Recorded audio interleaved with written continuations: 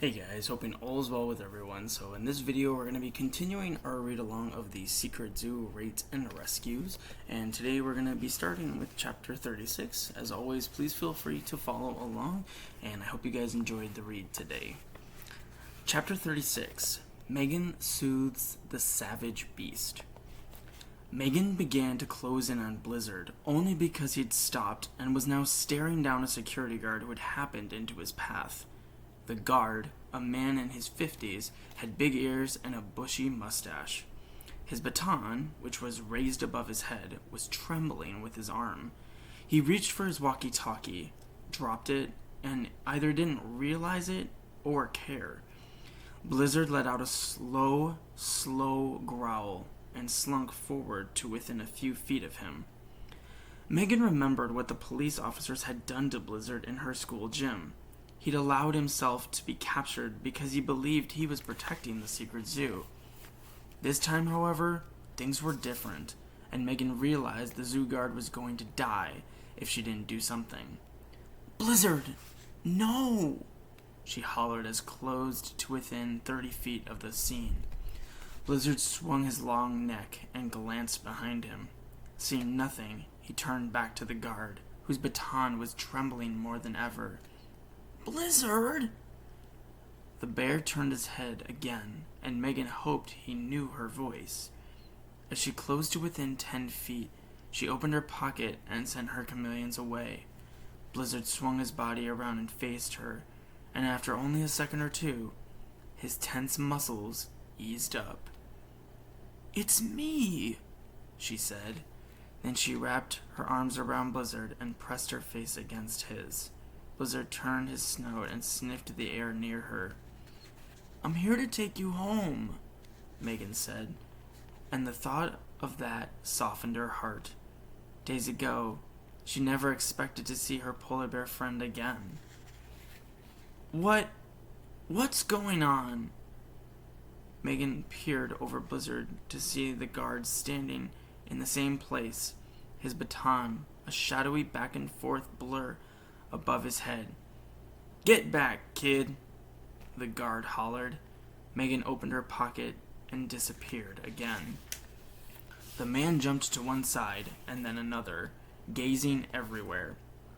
"Over here," Megan said, and the guard spun around to where her voice was now coming from, several feet off to one side. Megan glanced at Blizzard and was relieved to see he'd eased a few steps back and was no longer snarling. "I'm here now," Megan said from the other side of the guard, who jumped and turned in the air, his worried eye moving from spot to spot. "Drop the baton!" The guard did, next to his walkie-talkie. As Megan picked both items up, they seemed to float in the air before disappearing in her camouflage. Megan felt the air move beside her and realized Sara had joined them. "Are you afraid?" Megan asked the guard. The man nodded, again and again. "Good. That'll keep you alive. I'm not alone, you know." Megan elbowed Sara, who understood the cue. "If I were you, I'd do what she says." The man gasped and jumped at the new voice. "Please! I have kids. A family." "So do we," Megan said. "That's why we're here." The guard nodded again. "We're taking the bear. If you call the police in the next hour, we'll be back." "I won't," the man whimpered. I promise." Megan grabbed Sara's wrist and led her over to Blizzard. She studied the bear's injuries and whispered, "Can you carry us?" In answer, Blizzard lowered himself to the ground, and Megan and Sara climbed on, Megan in the front. Blizzard came to his feet, a bit slowly, Megan thought, and then trotted off. As he rounded a building, Megan heard a zipper opening and realized it was Sara's. "Ghost him," Sara said. Megan opened her pocket and allowed dozens of chameleons to portal through. They scattered across Blizzard's body and quickly camouflaged him. Megan smiled. Then she threw the guard's baton and walkie-talkie into a bush. Chapter 37. The Jam with the Jellies. It took only seconds for the water level to rise past their knees. Noah's pants clung to his body like thick skin. Something else was coming through the broken aquarium. Crabs. Dozens were riding the torrent, their claws reaching out, their back legs paddling futilely. Noah waded through the flood, which was now at his waist, and fumbled along the walls, looking for some type of escape. He saw chameleons squirming in the growing depths and realized they were being stripped off him and Ella. Unable to stay afloat, the lizards plummeted toward the floor. An idea struck him. The way the water was coming in could be their way out. He dove headfirst into the cold water, which stole his breath and what was left of his body heat. He paddled a sloppy breaststroke, his eyes unable to focus on much. As he neared the broken aquarium, the flowing water pushed against him like an ocean wave, and after only a few seconds, he lost his strength and was sent backward. He surfaced, gasping for air, and found the flood was up to his chest now. "What are you doing?" Ella said, and Noah realized she was visible again. "The broken tank," Noah panted. "I couldn't get through." The flood reached Noah's neck, his chin, his mouth. He stood on his tiptoes, tipped back his head, and managed to keep his nose up for a few seconds. As the water continued to rise, he kicked his arms and legs and rose with it. Ella did the same. A jellyfish floated by, the belly of its body opening and closing to guide it along. A second appeared, and then a third, a fourth. Some were clear, and others were tinted with vibrant reds and yellows and blues. Noah counted 10, 15, 20. They were coming from the aquariums, the front of which were opening like glass doors. Part of Degraff's trap, no doubt. An entire bloom of jellyfish began to crowd the space around him, stringy tentacles dangling beneath bulbous bodies. Noah's clothes protected him from their sting, but he still dodged to keep them from touching his hands or his face. As the flood rose higher and higher, the ceiling neared and sounds changed, echoes softening. The scouts thought the weight of their wet clothes to keep their heads up, and when the ceiling came to within 3 feet, its stringy seaweed stuck to Noah's cheeks.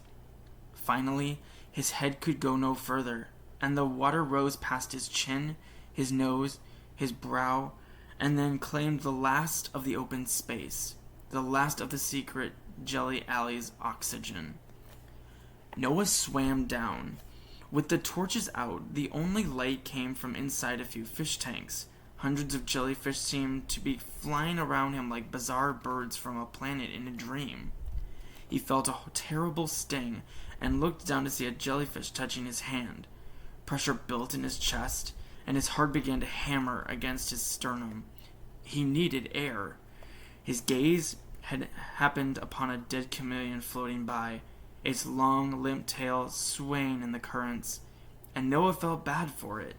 The chameleon had so selflessly served the specters and the secret society, always ready to portal from... His thoughts stopped. The portal pockets. The specters had told the scouts that anything could pass through them, and Noah had seen it happen with Richie's hand. Did anything include water?